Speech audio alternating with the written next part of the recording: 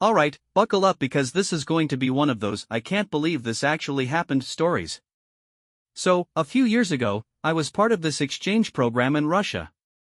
Yeah, it sounds like one of those things that you would do in college to get that international experience, and that's exactly what it was for me. I went to stay with a family just outside St. Petersburg. Now, let me set the stage for you a little bit. At first, things were pretty standard. My host family was amazing. They were warm, welcoming, and we got along pretty well. I mean, sure, there were some awkward moments, like when they gave me borscht for breakfast the first day and I didn't really know how to act. But after a few weeks, we fell into this rhythm.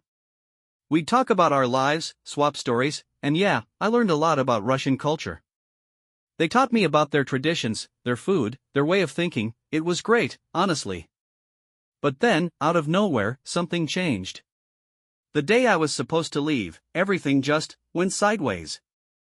So, the day I was set to leave, I thought it was just going to be the usual "I'll miss you" kind of send-off.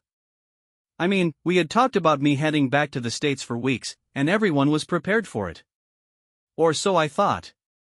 My host family had been sweet enough to make me a big farewell dinner the night before, and we'd all hung out, laughing and joking.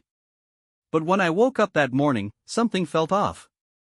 My host mom, Elena, was acting weird. She looked, I don't know, like she had been crying? And my host dad, Igor, was unusually quiet, which was odd because he usually never shut up. Their two kids, Anya and Dmitry, were barely making eye contact with me, which was also strange.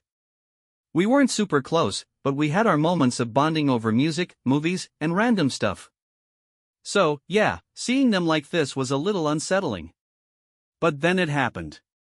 As I was packing my stuff, Elena came into my room with a newspaper. It was some tabloidish paper, I think it was Pravda, but honestly, it was hard to tell. She looked at me with this serious expression and said, "You can't leave.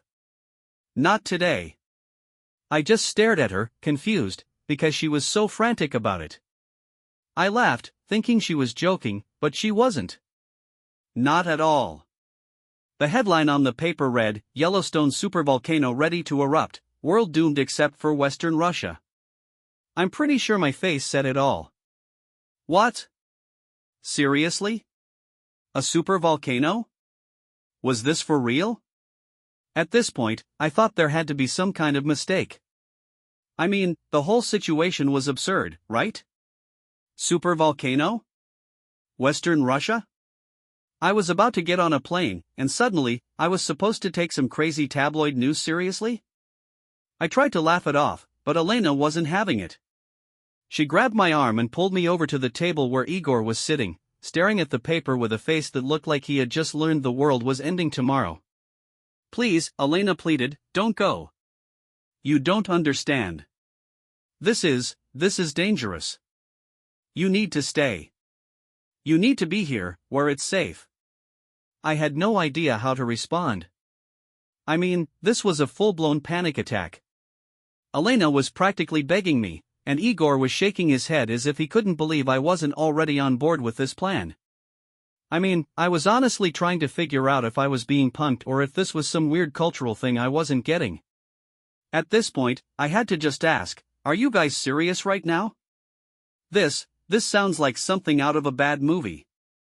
A supervolcano? Western Russia being the last safe place?" Igor looked me dead in the eye and said, "The paper says it. We've seen the reports. It's real. We can't let you leave." It was like my brain just couldn't process what they were saying. A part of me wanted to just dismiss it all as nonsense, but the look in their eyes, it was genuine. They weren't joking. I started to feel this weird mix of confusion and guilt. On one hand, I was thinking, okay, this is clearly a misunderstanding, right? A tabloid. Come on.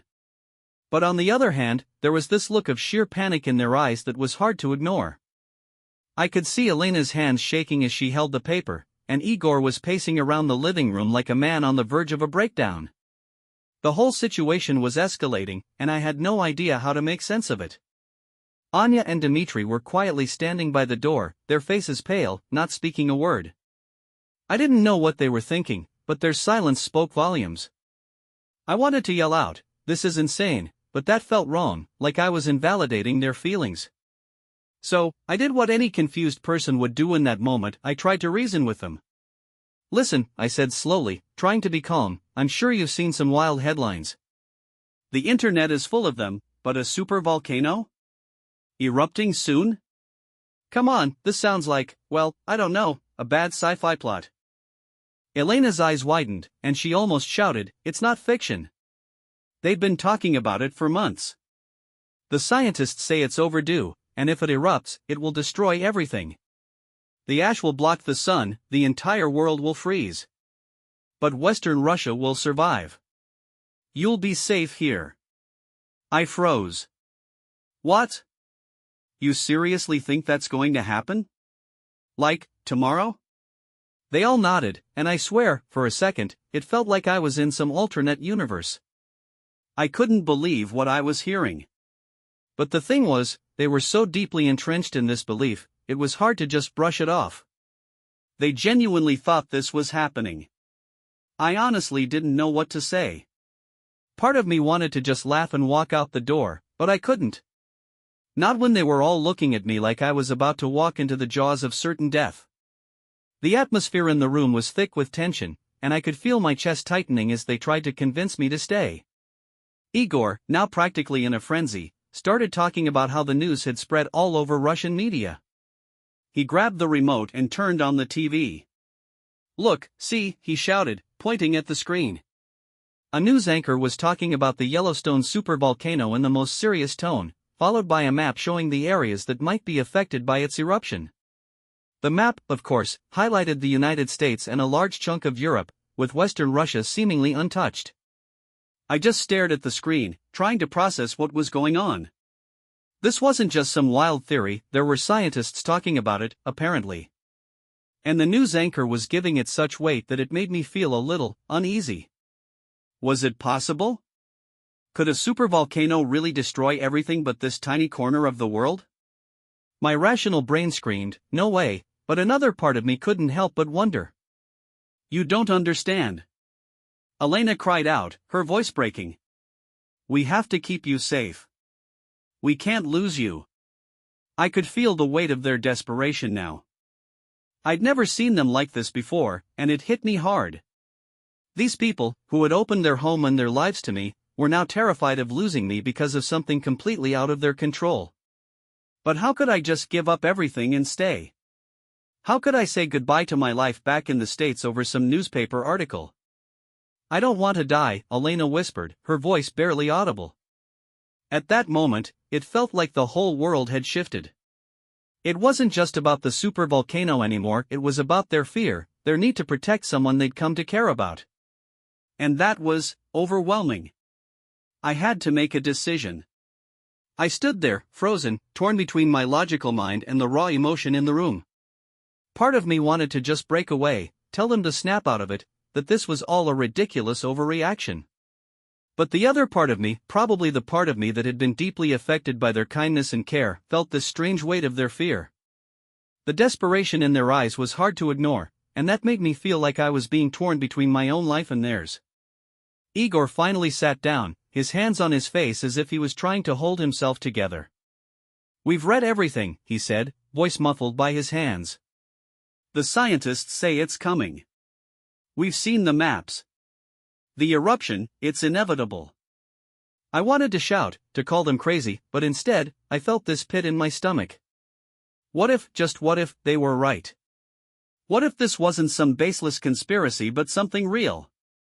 It was a terrifying thought, and I hated myself for even considering it. I turned to Elena, who was now clutching my arm like I was the last anchor keeping her from floating away into panic. "Look, I get that you're scared. But this can't be real. No one else is freaking out like this. Are you telling me that I should just throw my whole life away because of something I read in a tabloid?"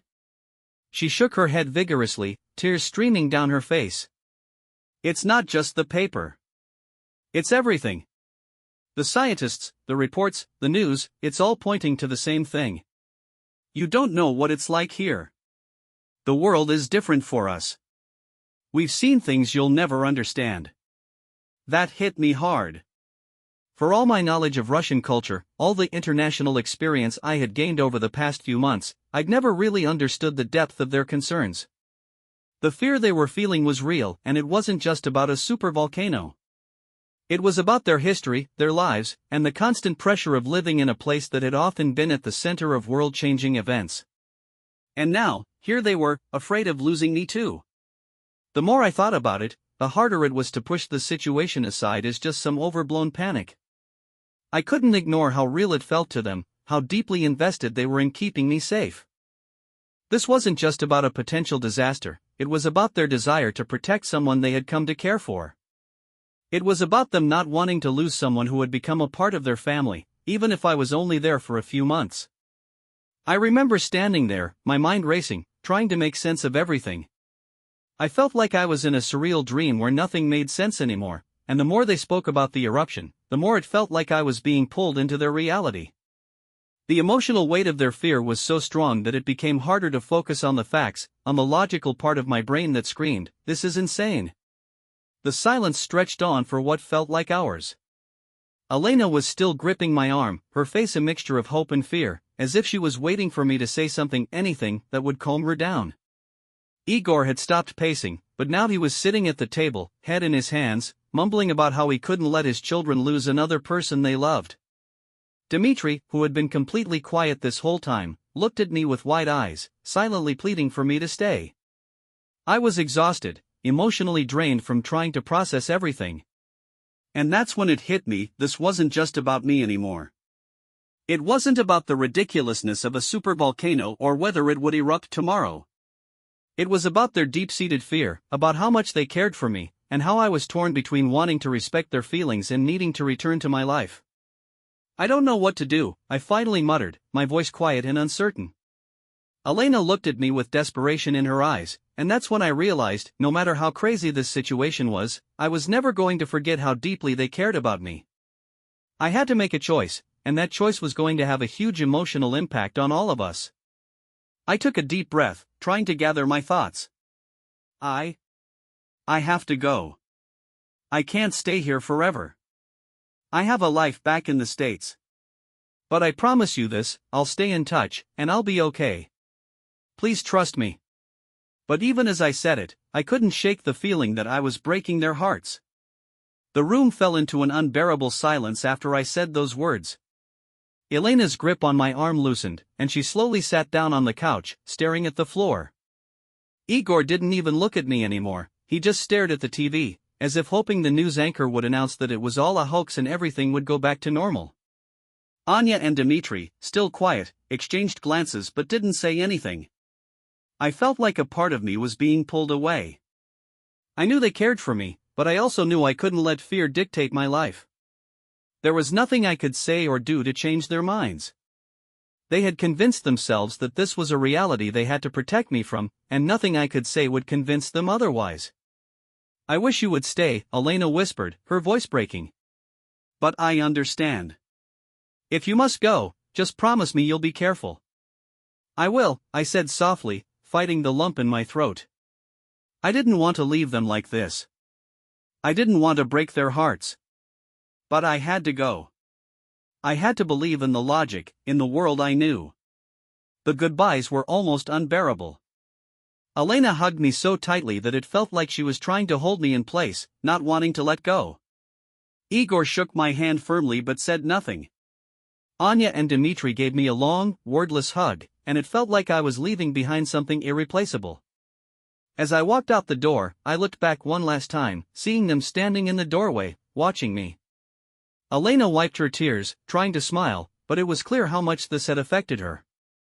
I waved and climbed into the car that was taking me to the airport, but I couldn't shake the feeling of their eyes on me, like they were sending me off to face a future I wasn't sure I was ready for. The car ride to the airport was silent. I couldn't stop thinking about everything that had just happened. How in the world had I ended up in a situation like this? The emotional toll it took on me was heavier than I expected. I kept replaying their faces in my mind, wondering if I had made the right decision. Was I being selfish by leaving, or was I simply holding on to the life I knew? When I got to the airport, I went through the motions of checking in and going through security, but my mind was still back at that house, with Elena's tear-streaked face and Igor's quiet despair. I couldn't stop thinking about what I'd left behind. It wasn't just a family that had taken me in, it was a piece of my own humanity that I felt like I was abandoning. I wasn't sure if I would ever feel the same about the world again after everything I'd experienced. The flight back was long and emotionally exhausting. As the plane ascended and I looked out the window at the fading Russian landscape, I tried to clear my mind. But no matter how hard I tried, I couldn't stop thinking about everything that had happened. The supervolcano theory, their panic, their love for me, it was all swirling around in my head, a chaotic mix of fear and compassion. I kept replaying the last few moments at the house. Elena's tears. Igor's silence. The quiet resignation in their eyes when I left. I was torn between feeling like I'd done the right thing by sticking to my plans and the guilt of leaving behind a family that cared for me so deeply. I thought I could just shrug it off, move on, and go back to my regular life. But there was something about the way they looked at me that stuck with me. It wasn't just about the eruption, either. That was only the surface. Underneath it all, I realized their fear wasn't only about the supervolcano, it was about a much deeper anxiety they carried, a fear of loss, of something unpredictable taking everything away from them. Maybe it was the history of living in a place that had been through so much hardship and tragedy. The Russian soul, as they say, has a way of grappling with uncertainty that I hadn't fully understood until now. As I stared out the window, the landscape below me shifting and changing, I realized something. Their fear, as irrational as it seemed to me, was rooted in love. And as much as I felt like they were overreacting, I couldn't deny how deeply their emotions had impacted me. It was like a knot in my chest that wouldn't loosen, and I had to sit with it for a while, letting the weight of their concerns sink in. The flight was a blur. I didn't talk to anyone. I just sat there, headphones in, trying to distract myself with music and movies, but nothing could truly take my mind off what had happened. I was leaving behind a family that had accepted me as one of their own, and as much as I wanted to escape the emotional overload, I couldn't. When the plane touched down in the States, I felt this strange sense of emptiness. I was relieved to be home, but the overwhelming relief I thought I'd feel was missing. Instead, I felt disconnected. I had made it through the long flight, but in some ways, I felt further from everything I'd just experienced. It was like I had just lived through a chapter in a book that I couldn't quite close yet. As I stepped off the plane and into the hustle of the airport, I couldn't shake the thought, had I made the right choice? Back in my hometown, things felt normal, almost too normal. It was like I was slipping into the comfort of my old life, but my mind and heart were still stuck in Russia, with Elena, Igor, and the kids. The familiar hum of my hometown, the traffic, the mundane errands, it all felt distant and somehow hollow. I spent the first few days unpacking, catching up with friends and family, and trying to fall back into my routine, but there was this constant undercurrent of emotion that I couldn't shake. The images of Elena's tear-streaked face and Igor's quiet desperation haunted me. It wasn't that I regretted coming home, but the guilt of leaving behind something so raw, so deeply felt, sat heavy in my chest. I reached out to them once I got settled. I knew they were worried, and I needed to reassure them that I was safe. I emailed Elena first. Her response came back quickly, as if she had been waiting for it. "We're so relieved to hear from you. Please be careful. We're still watching the news here. You should come back to us when you can. We'll be waiting." The message was short, but the emotion in it was palpable. It felt like an invitation, a plea, but also a reminder that no matter how far away I was, part of me was always going to be tied to them. I also heard from Dmitri, who, in a rare moment of communication, sent me a message with a simple, "We miss you. Be safe." His words weren't dramatic, but they were enough to make me pause. Dmitri had been quiet throughout the whole ordeal, his eyes always a little wide and full of wonder, unsure of how to express his feelings. But that message? It felt like a window into a part of him I hadn't seen before. It was more than just a polite note, it was a piece of his heart reaching out to me, a silent promise that maybe, one day, we would meet again. But then there was Igor. I didn't hear from him for days, and I was starting to wonder if maybe I had been wrong to leave. I couldn't shake the thought that I had broken something important by walking away from their desperate plea. But then, finally, an email came from him. It was short, but it hit me in a way I wasn't expecting. "You're safe, that's all that matters. We're all okay here. But I hope you never forget the people who care for you, no matter the distance." It wasn't a declaration of emotion like Elena's message, but it carried weight. Igor had always been the more stoic one, the quiet strength of the family, and hearing him say that made me realize that maybe they were all going through their own process of letting go. They wanted to protect me, but they also had to come to terms with the fact that I couldn't be there forever. But the truth was, I couldn't forget them. I couldn't forget their love, their fear, or their insistence that I stay with them. And while I tried to get back into the swing of my life, there was this nagging feeling that wouldn't go away. Would I ever be able to go back to Russia and see them again? Would they ever truly understand why I had to leave, why I couldn't stay? The questions lingered in my mind, unresolved. Life went on, but the emotional weight of that day stayed with me. I had learned something, though, not just about the power of family, or the weight of fear, but about the depth of human connection. Even in moments of panic and confusion, even when everything felt chaotic, love had found a way to show itself in the most unexpected places. And that, somehow, was enough to give me peace, even if it didn't make the whole situation any less strange. Weeks went by, and I kept in touch with Elena and Dmitry, but things began to quiet down. The messages grew less frequent, and the emotional weight I felt when I left Russia slowly started to fade, replaced by the busyness of my life here. But no matter how much I tried to push it out of my mind, there was still that nagging sense of unfinished business. Every time I checked my inbox or scrolled through social media, I found myself wondering if they were still watching the news, still convinced that the eruption was imminent, and if they were still waiting for me to come back. But I didn't know how to go back. Could I really just drop everything and return to Russia, to live with people who believed something so radically different than the reality I knew? Part of me felt like I owed it to them, to see them again, to try to bridge the gap between our two worlds. But another part of me, the part that had been pulled back into my American life, didn't know if it was worth it. I didn't want to disappoint them again, but I also wasn't sure if I was ready to jump back into that emotional chaos. Then one day, I received a letter in the mail. It wasn't an email or a message through social media. This was old-fashioned, a handwritten letter, postmarked from Russia. My heart skipped a beat when I saw the return address. I hadn't received a letter in years, and there was something incredibly personal about it that made my palms sweat as I opened it. The letter was from Igor. "Dear, my name. I hope this letter finds you well. I know you've been busy with your life, and I don't want to take too much of your time. But I wanted to write and tell you that we are okay here. The supervolcano, well, it's still a fear for us, but we're learning to live with it. We cannot control the future, and I think we're beginning to accept that. We've made peace with it, as much as we can. I want you to know that while we will always worry about you, we also understand that you have your life to live. You don't need to come back to us out of guilt. We are not asking you to stay here forever, but you will always have a place with us.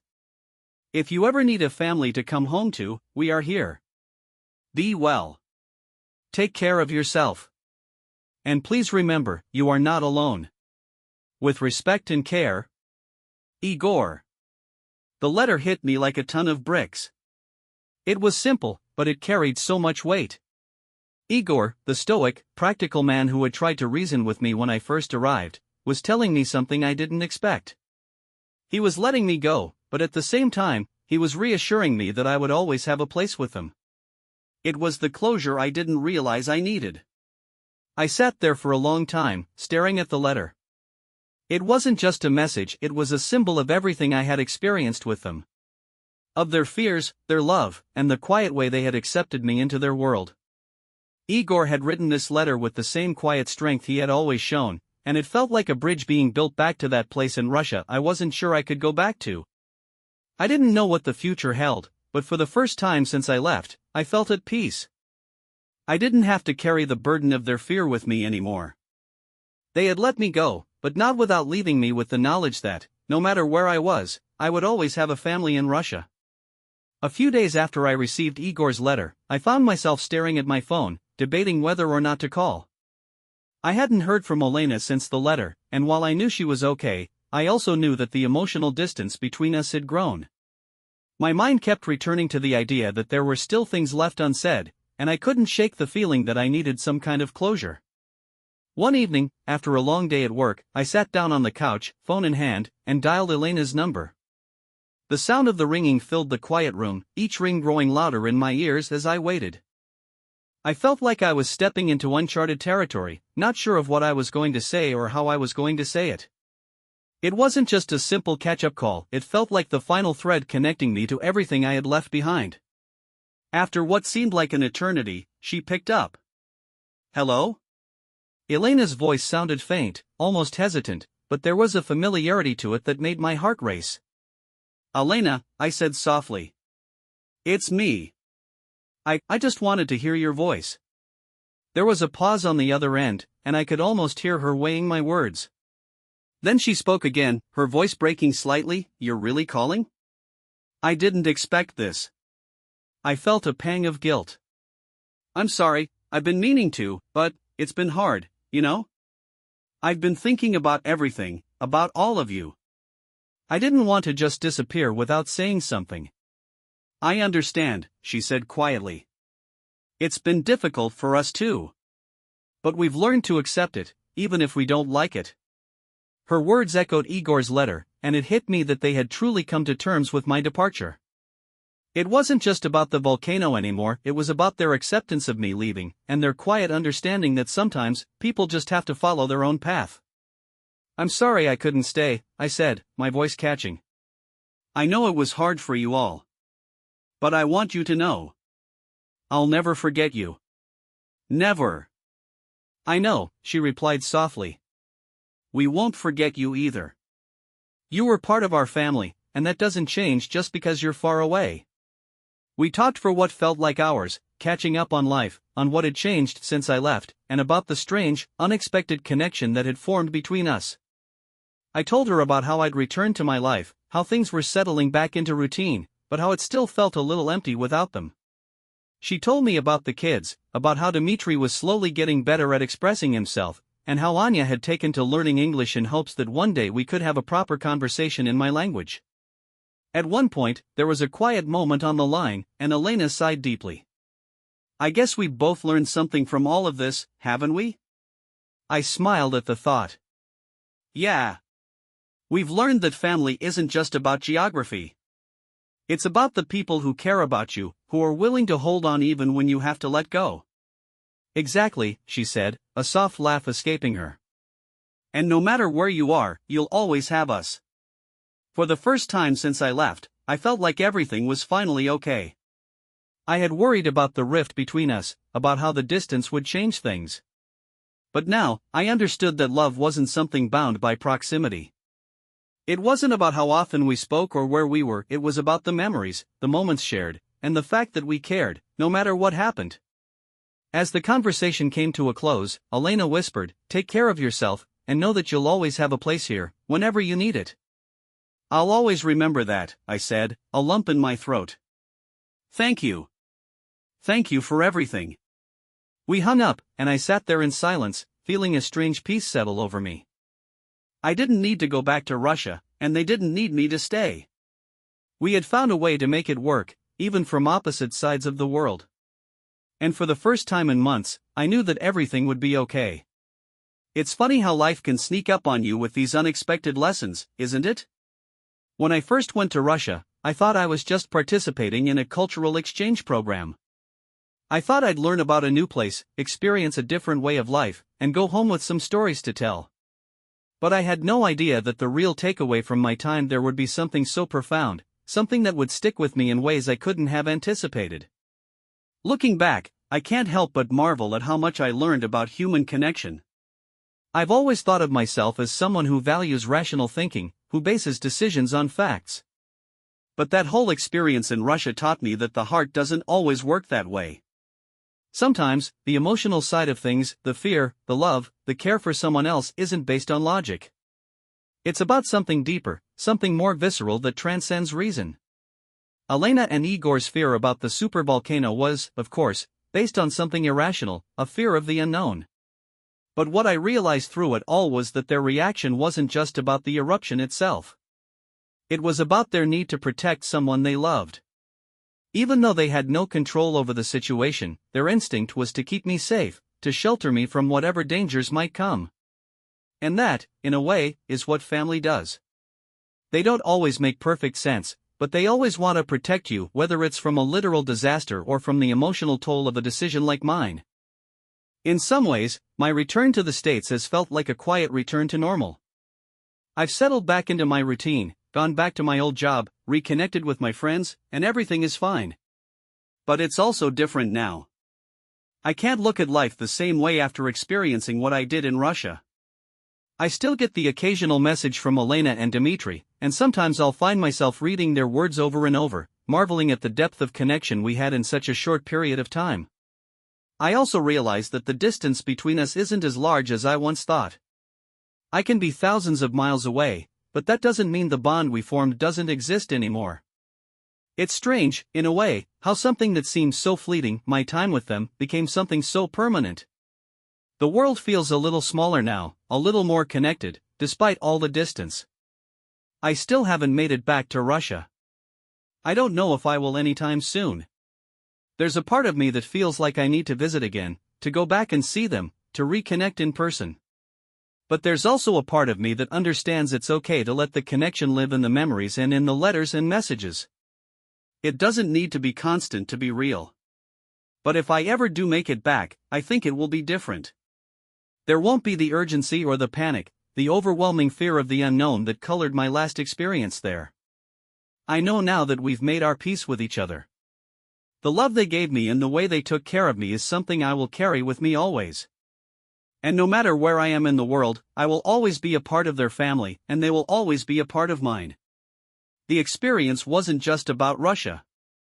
It was about understanding that sometimes, even when we don't have the answers or we're faced with something we can't control, the connection we have with the people who care about us is what makes everything bearable. And that's a lesson I'll carry for the rest of my life. It's funny, isn't it?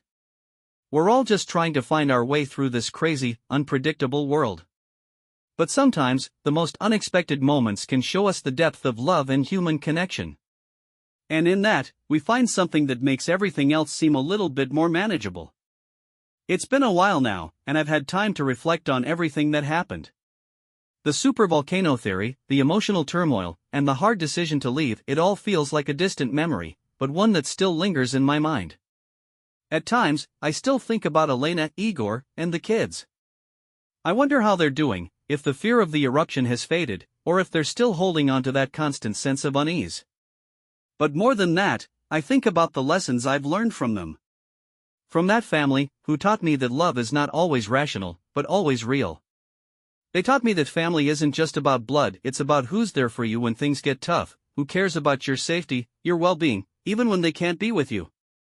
It's about the people who show up, not just in the good times, but in the moments when the world feels uncertain and terrifying.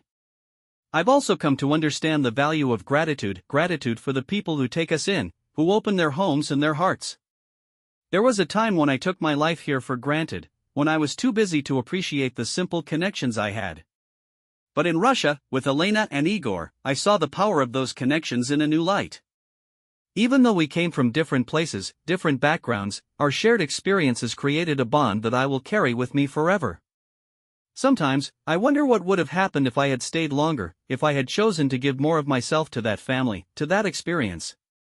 But then I remind myself that the decision I made was what I needed at the time. It was the right choice for me, even if it wasn't easy. Sometimes, life isn't about making the perfect decision, it's about making the decision that helps you grow, that teaches you something you need to learn. And that's the final lesson I've taken from all of this: growth comes from the unexpected. It's easy to plan and control everything, but sometimes the most profound lessons come when we're thrown into situations we can't predict. When we're faced with fear, with uncertainty, and we have to figure out how to navigate through it. It's in those moments that we discover the strength we didn't know we had, and the connections that help us move forward. As I sit here now, writing this final part, I can honestly say I'm at peace with everything that happened. The distance between me and Russia doesn't feel as far anymore. The lessons I learned from that family, from that experience, have shaped me into someone more aware, more compassionate, and more grateful. And as for the supervolcano? Well, life has a way of throwing curveballs, doesn't it? Sometimes, things seem certain, and sometimes they seem like the end of the world. But in the end, it's not the disasters we face that define us, it's the people who stand by us through it all, who remind us that, no matter what happens, we are never truly alone. So, to anyone reading this, if you ever find yourself in a situation that feels uncertain, or if you're faced with a choice that scares you, remember this: life is unpredictable, and sometimes, the things that scare us the most end up teaching us the most important lessons. Embrace the unknown. Trust the connections that matter. And above all, hold on to the ones who care about you, no matter where they are in the world. Because in the end, it's those connections that make all the difference.